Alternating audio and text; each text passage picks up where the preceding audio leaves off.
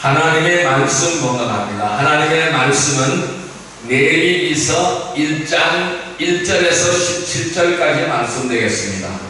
구약성경 147페이지입니다. 레위기서 1장 1절에서 17절까지 말씀입니다. 레위기서 1장 1절에서 17절까지 말씀 우리 같이 합독합니다. 여호와께서 회막에서 모세를 부르시고 그에게 말씀하여 이르시되 이스라엘 자손에게 말하여 이르라. 너희 중에 누구든지 여호와께 예물을 드리려거든 가축 중에서 소나 양으로 예물을 드릴지니라. 소 그 예물이 소의 번제이면 흠없는 수컷으로 회막 문에서 여호와 앞에 기쁘게 받으시도록 드릴지니라. 그는 번제물의 머리에 안수할지니 그를 위하여 기쁘게 받으심이 되어 그를 위하여 속죄가 될 것이라.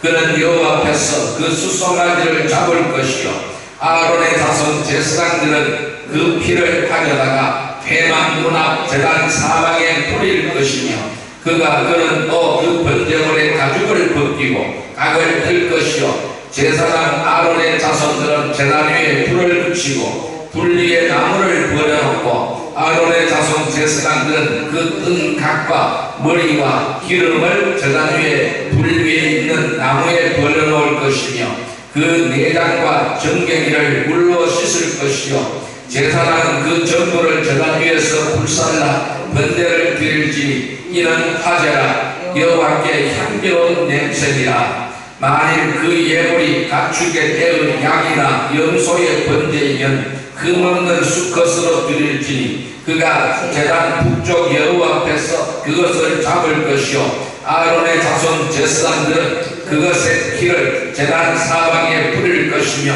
그는 그것의 각을 뜨고 그것의 머리와 그것의 기름을 베어낼 것이요 제사장은 그것을 다 제단 위에 불 위에 있는 나무 위에 버려놓을 것이며 그 내장과 정갱이를 물로 씻을 것이요 제사장은 그 전부를 가져다가 제단 위에서 불살라 번제를 드릴지니 이는 화제라. 여호와께 향기로운 냄새니라.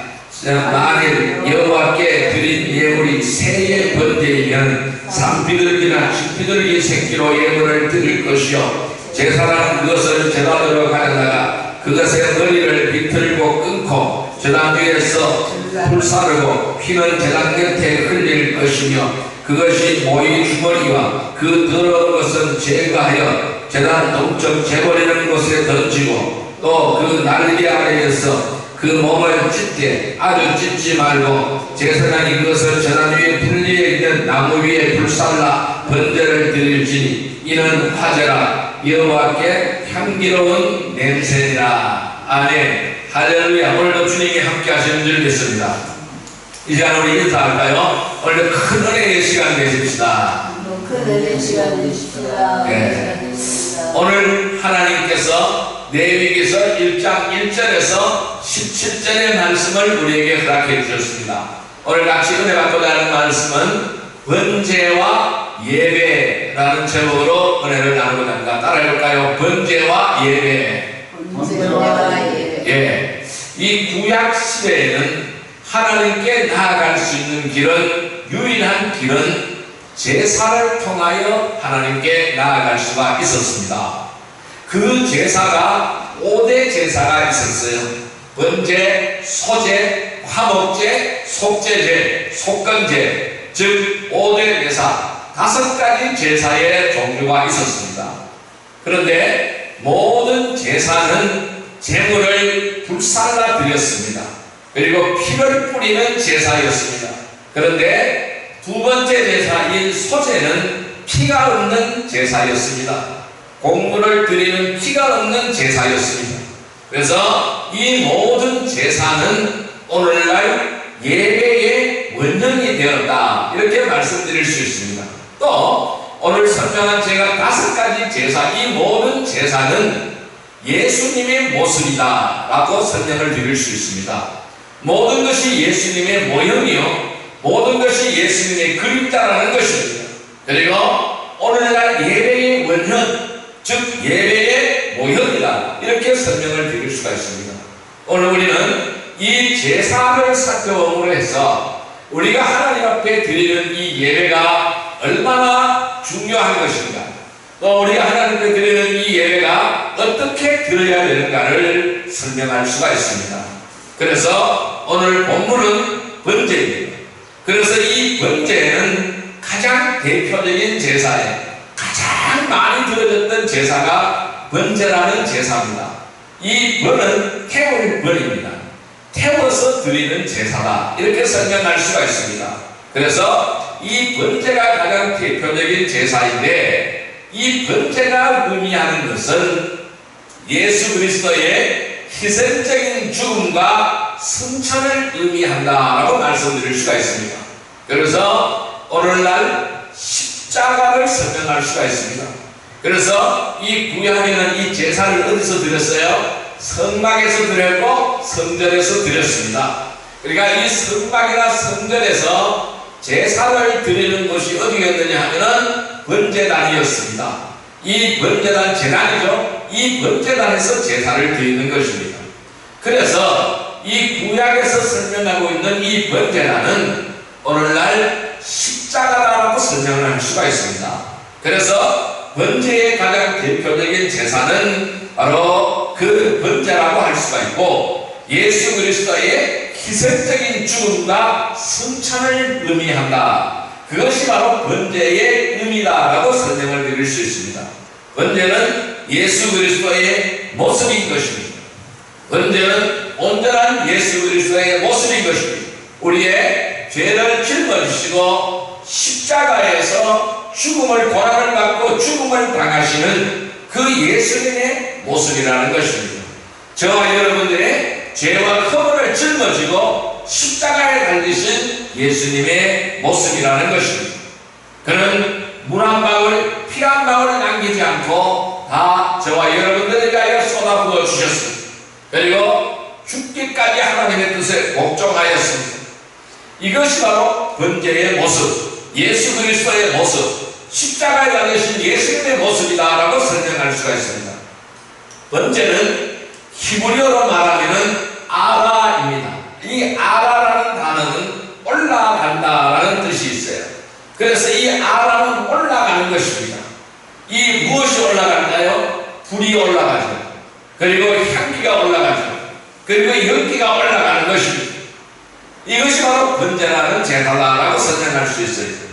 이 번제의 규례는 하나님이 언제 주셨느냐면은 시내산에서 이 율법을 주실 때 이 번제의 규례를 주셨습니다. 그래서 이 번제의 제물은 오늘 본문에 보니까 세 가지 종류가 등장하고 있습니다. 소가 등장하고 양과 염소가 등장합니다. 이 양과 염소는 같이 취급을 하는 거예요. 양과 염소가 등장하고 있고 새가 등장하고 있습니다. 새는 비둘기, 들비둘기를 얘기하고 있습니다. 그래서 이 제물의 종류는 세 가지가 있는 거예요. 소가 있고 양과 염소가 있고 비둘기가 있어요. 새가 있는 것입니다. 그러면은 소, 양, 염소, 비둘기로 드려졌는데 왜 그렇게 제물의 종류를 갈라놨을까요? 역시 지금이나 마찬가지로 옛날에 이스라엘 백성들도 마찬가지였어요. 형편이 좋은 사람, 형편이 나쁜 사람이 있었어요. 잘 사는 사람, 못 사는 사람이 있었다는 것입니다. 그래서 각자 형편과 능력에 따라서 제물을 선택하도록 하나님이 선택을 말씀하셨다는 것입니다. 그래서 좀 여유가 있는 사람 소를 드리고 그냥 평범한 사람은 뭐요? 양과 염소를 드리는 것입니다. 그리고 못 사는 사람은 뭐요? 비둘기를 드리는 것입니다. 제물에 따라서 드리는 방법과 절차는 조금씩 다른 것을 볼 수가 있습니다. 오늘 말씀을 읽었을 때 마찬가지로 조금씩 다른 것을 볼 수가 있습니다. 그런데 대표적인 드리는 방법은 소의 방법입니다. 그리고 양과 염소의 방법은 똑같습니다. 소에 드리는 방법이나 양과 염소로서 드리는 방법이나 똑같습니다. 그런데 비둘기를 드리는 방법은 조금 다른 것이죠. 자, 여러분, 이 번제는 개인적인 번제가 있었고 집단적인 번제가 있었습니다. 이 개인적인 번제는 언제 드려야 하면은 임직식, 어떤 직분을 받을 때에 임직식에 드려졌고, 그 다음에 아기를 낳고 나면은 산후정결식을 해야 돼요. 그래서 이 산후정결식 때 드렸습니다. 또 문둥병자가 정결하게 되요. 이 문둥병자가 고침을 받고 난 후에 드렸습니다. 정결의식으로 드렸습니다. 그리고 나시린의 서원이 끝난 후에 이 번제를 드렸습니다. 여러분, 이 나시린이라는 것은 바로 뭐냐면은 하나님께 드려진 자예요. 그것이 바로 나시린, 하나님께 드려진 자예요. 그럼 이 나시린은 민수기 6장에 이 나시린의 규례를 설명하고 있는데요. 이 나시린은 세 가지 종류가 있습니다. 세 가지 종류가 있는데 하나님이 지정한 사람이 있습니다. 너는 나시린으로 살아야 된다라고 하나님께서 지정하신 사람이 있어요.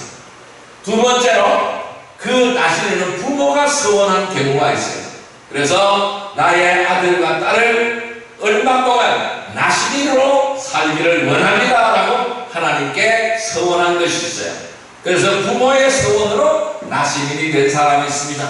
또한 세 번째로는 자기의 서원으로 나시린이 된 자가 있어요. 나는 얼마만큼 나시린으로 살겠습니다라는 내가 서원한 것이 있어요. 그래서 나시린은 세 부류의 종류가 있는 것입니다. 왜 하나님은 이 나시린이라는 제도를 택했느냐 하면은 구약의 제사장은 누가 제사장이었어요? 레위 지파가 제사장 지파였어요. 그런데 레위 지파가 가장 인원이 작은 거예요. 인구수가 작은 거예요. 그래서 하나님은 이 성전과 성막에서 봉사해야 될 사람이 필요한 거예요. 그 사람을 레위인으로 다 쓰려고 하다 보니까 숫자가 부족한 거예요. 부족해서 다 채울 수가 없는 거예요. 그래서 보충 제사장을 써야 된다는 거예요. 그래서 이 나시린을 보충 제사장, 그러니까 정식 제사장은 아닌데 그러니까 보충으로 쓰는 제사장이다, 이렇게 설명을, 준 제사장이다, 이렇게 설명을 할 수가 있어요. 그래서 그런 제도를 만들어서 성막과 성전에 봉사하게 만들었습니다. 그래서 이 나시린은 남녀의 구분이 없습니다. 남녀의 구분이 없어서 남자도 되고 여자도 되는 것입니다. 그런데 제사장은 남자만 되는 거예요. 이 남자만 제사장의 역할을 감당할 수가 있어요. 그래서 오늘날 여자 목사들을 안수하는 교단에서는 그 여목사 안수의 근거로 이 나시린의 규례를 드는 것입니다. 그래서 여목사를 안수하고 있어요. 그래서 이 나시린의 서원이 끝난 후에 이것을 번제라는 제사를 드렸다는 거예요. 그리고 집단적인 번제가 있어요.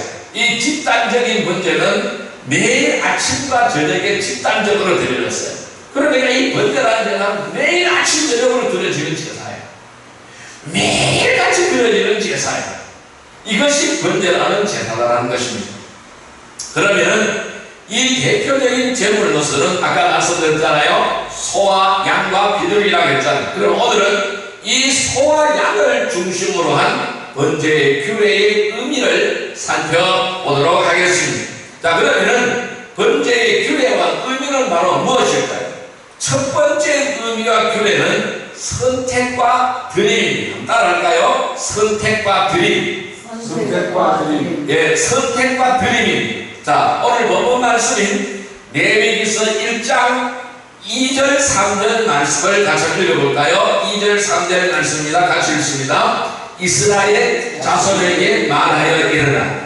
너희 중에 누구든지 여호와께 예물을 드리려거든 가축 중에서 소나 양으로 예물을 드릴지니라. 그 예물이 소의 번제이면 흠없는 수컷으로 회막문에서 여호와 앞에 기쁘게 받으시도록 드릴지니라. 자, 뭐라 그랬어요? 소나 양으로 예물을 드리라. 그 예물이 소의 번제이면은 흠없는 수컷으로 드려라.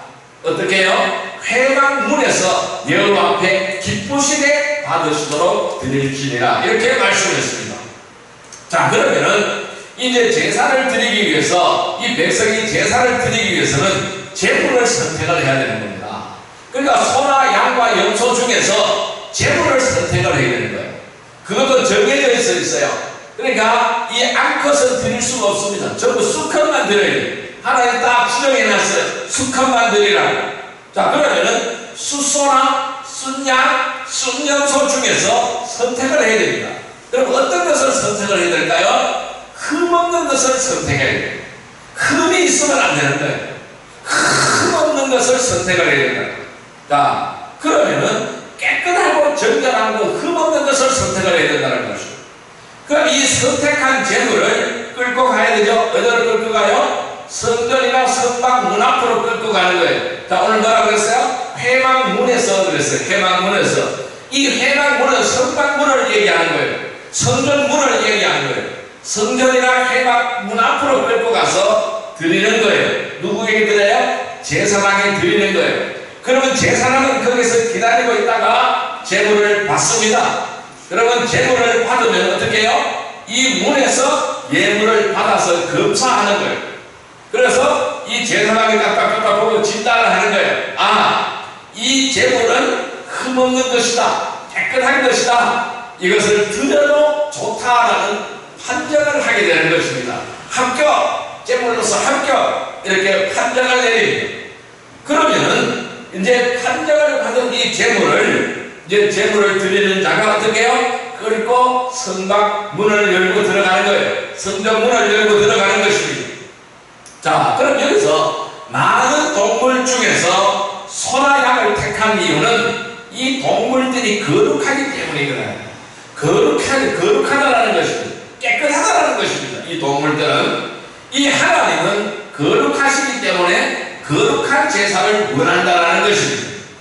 그렇지만은 인간은 어떻습니까? 타락했습니다. 죄투성입니다. 허물투성입니다. 어물투성이라는 것입니다. 그래서 타락했기 때문에 하나님 앞에 나갈 수가 없습니다. 여러분, 이사야서 59장 1절 2절 말씀에 뭐라고 말씀합니까? 너희 죄와 너희 허물이 하나님과 너희 사이를 막아버렸다라고 말씀하고 있어요. 그래서 내가 아무리 주여 주여 해도 하나님은 듣지 않으신다, 외면하고 계신다, 이렇게 말씀합니다. 무엇 때문에? 죄의 장막이 가로막혀 있기 때문에 그렇다는 거예요. 그래서 인간은 이 죄의 장막을 해결해야만 하는 거예요. 그래서 하나님 앞에 이 제물을 들고 나가서 바로 제사를 드리는 것입니다. 인간은 타락했기 때문에, 죄와 허물 때문에 하나님 앞에 나갈 수가 없는 것입니다. 자, 소나 양은 무엇을 예표할까요? 다 예수님을 예표하고 있는 것입니다. 예수님께서 십자가에서 구속 사역을 완성하셨기 때문에 이제 더 이상 이러한 제물을 들고 나갈 필요는 없습니다. 그 제물의 필요성은 지금은 다 사라져 버렸습니다. 왜? 예수님께서 온전한 제물이 되셨기 때문에 그런 거예요. 조금 전에 제사장이 제물을 검사해서 합격이라고 판정한다고 말씀을 드렸습니다. 그것은 흠없는 것을 드려야 된다는 것입니다. 흠없고 깨끗한 것을 주님 앞에 드려야 된다는 것입니다. 여러분, 하나님은 완전하신 분이십니다. 인간의 성의 없는 제사는 받지 않습니다. 인간이 성의 없게 드리는 제사는 절대로 받지 않는다는 것입니다.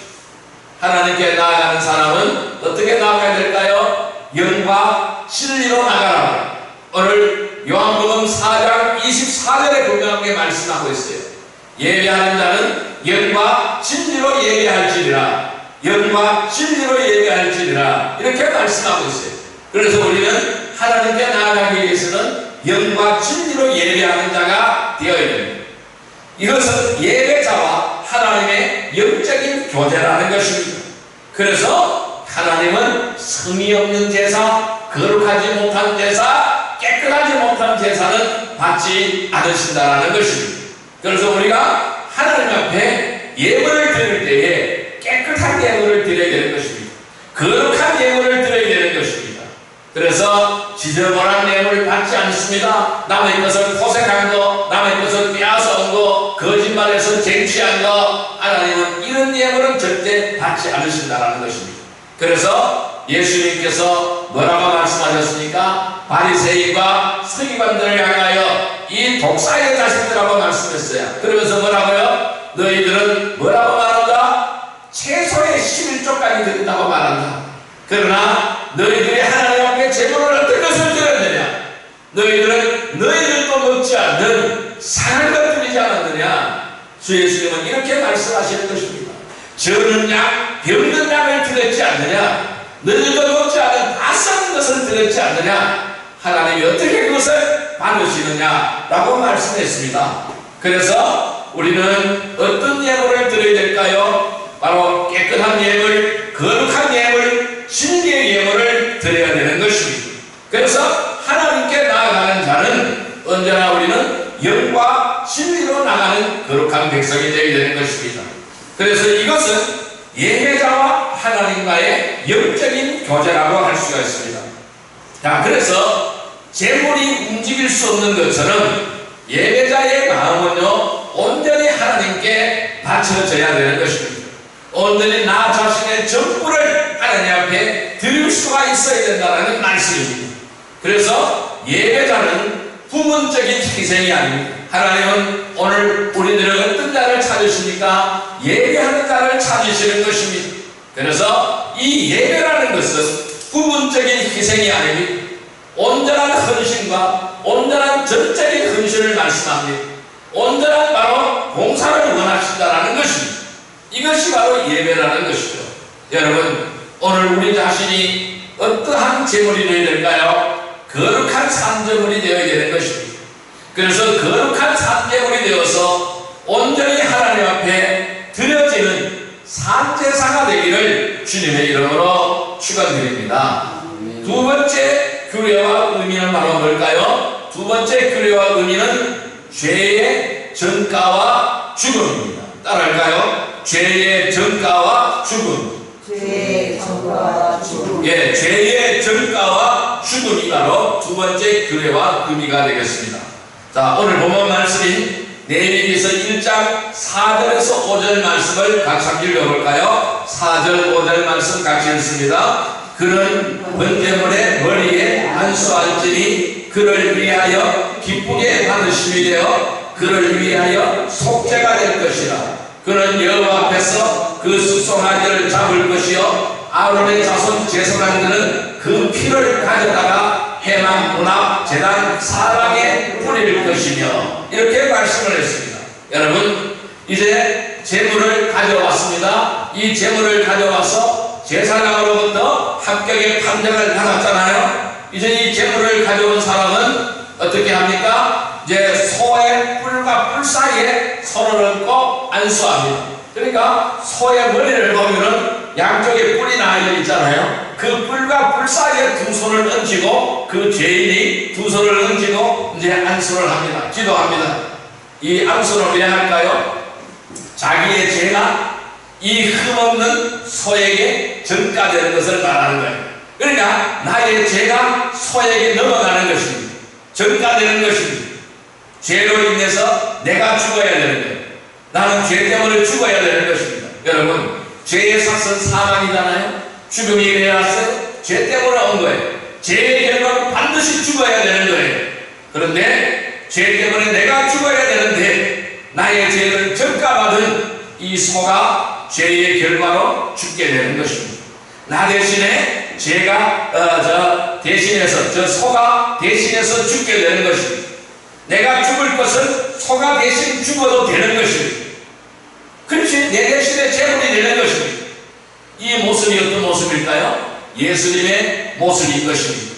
예수님은 나의 죄를 대신해서 죽기 위하여 이 세상에 오셨습니다. 나는 섬김을 받으러 온 것이 아니라고 했어요. 섬기러 왔다라고 했어요. 많은 사람에게 내 목숨을 대속물로 주시기 위하여 오셨다라고.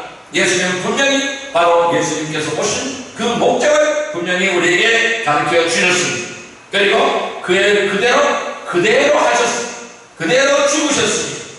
나의 죄를 대신하여 죽기 위하여 세상에 오셨고, 십자가에서 나의 죄를 대속하여 짊어지시고 처참하게 죽으신 것입니다. 나의 죄를 전가받아 속죄제물이 되신 것입니다. 속죄제물로 오셨다는 말씀입니다. 자, 오늘 이 번제에서 말씀하시는 소와 양과 염소의 모습으로 오셨다라는 말씀입니다. 예수님의 십자가의 대속의 죽음으로 나는 죄로부터 해방되었습니다. 죄가 풀어져 버렸습니다. 죄의 삭은 사망이 없어져 버렸습니다. 이제 의인의 의의 삶, 생명의 삶으로 살아가게 되는 것입니다.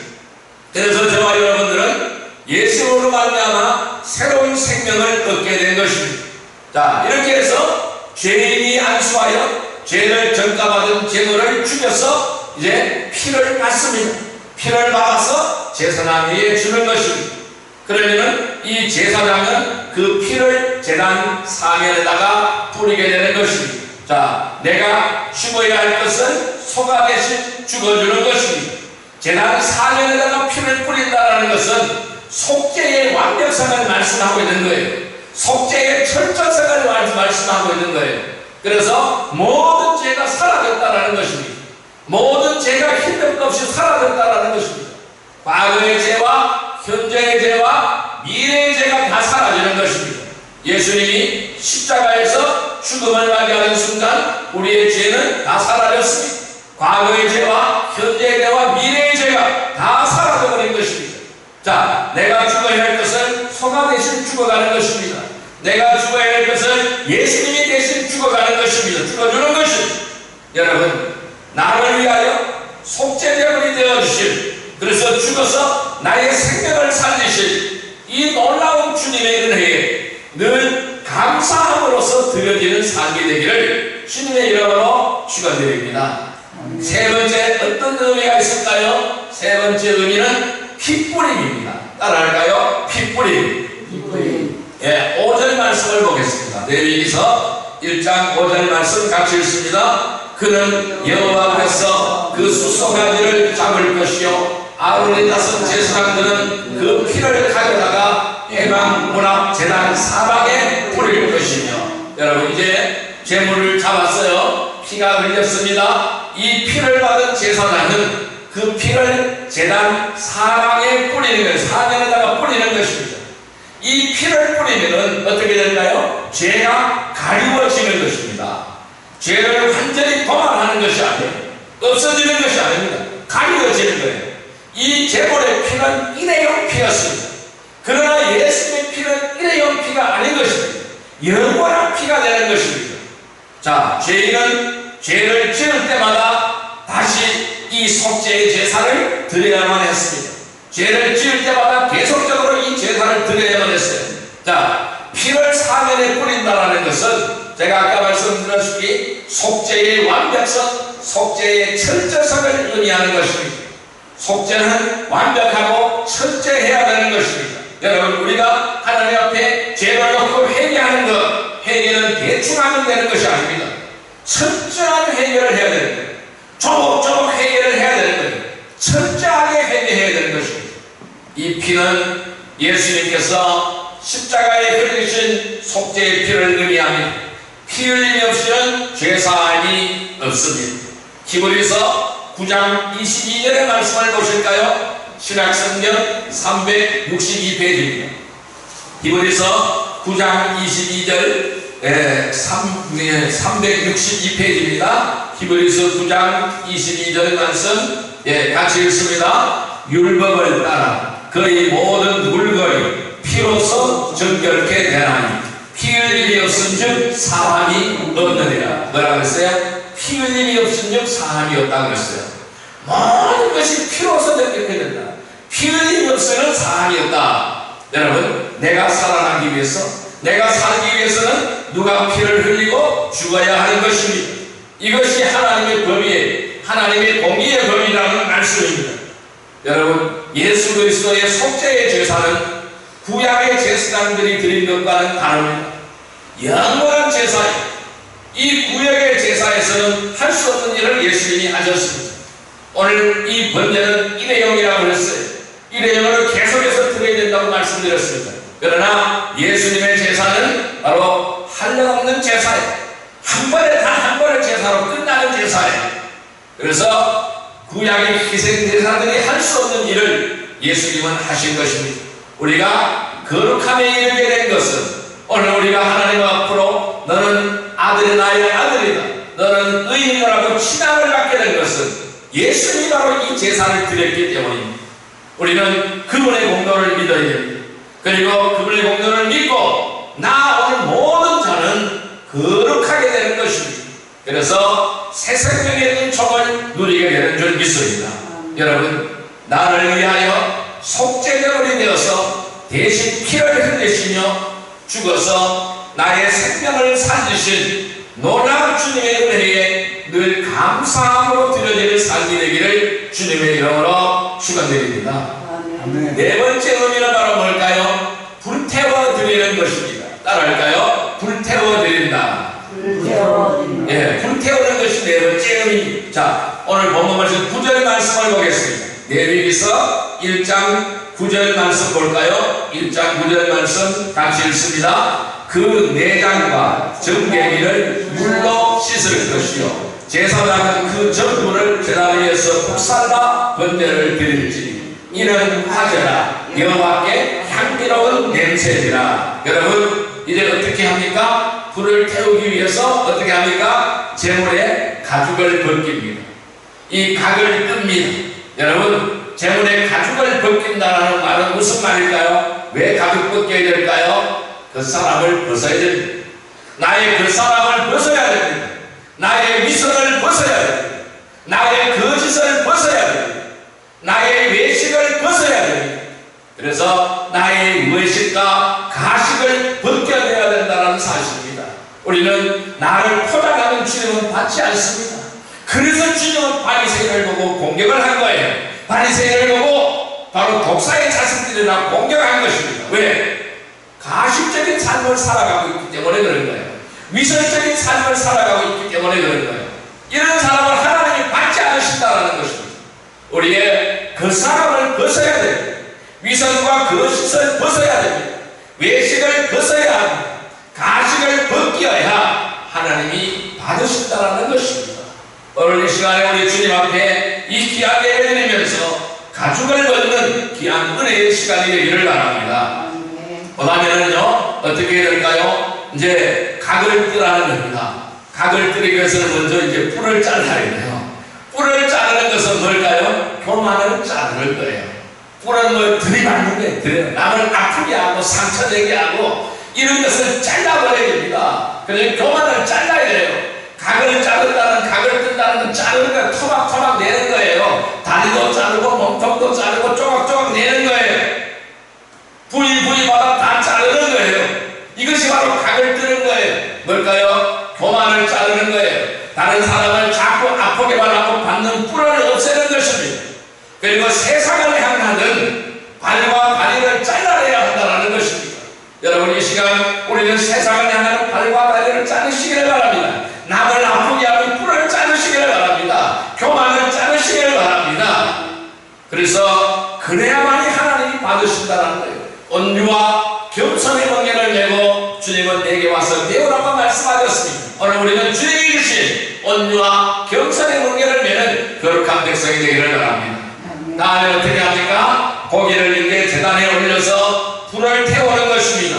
자, 제물의 부분을 순서대로 판에 올려서 불태워서 하나님 앞에 올리는 것입니다. 그래서 이 제물은 전부 다 불살라져서 모든 것을 하나님 앞에 드려지는 것입니다.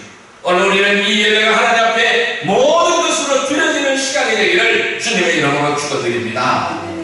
예수님은 철저하게 자신의 전부를 다 하나님께 드렸습니다.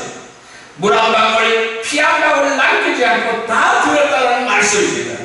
나는 이 예배에 내 자신의 전부를 걸어보시기를 바랍니다. 그리고 이 예배가 하나님 앞에 진정으로 드려지는 예배인가를 돌아보시기를 바랍니다. 자, 그 다음에 어떻게 불태울 때 또 어떻게 하라고 그랬어요? 내장과 전개기를 물로 씻어서 태우라고 말씀했어요. 내장과 전개기를 물로 씻으라는 것입니다. 여러분, 내장이 어디 들어있어요? 속에 들어져 있잖아요. 내장과 전개기를 물로 씻는다는 것은 내 속에 있는 미움, 시기, 질투, 혈기, 불평, 모함 등을 씻으라는 것입니다. 그리고 회개해야 하나님이 연락하신다는 거예요. 그래서 속을 씻으라는 것입니다. 속을 깨끗하게 씻으라는 거예요. 뭐요? 물로 씻으라는 것입니다.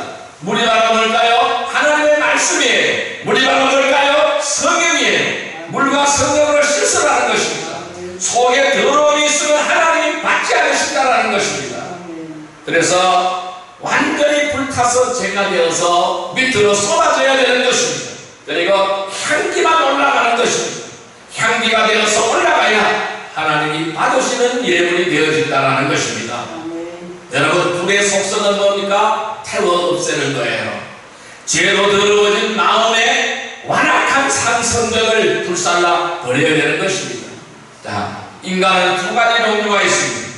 하나님께 속한 사람이 있고 세상에 속한 사람이 있습니다.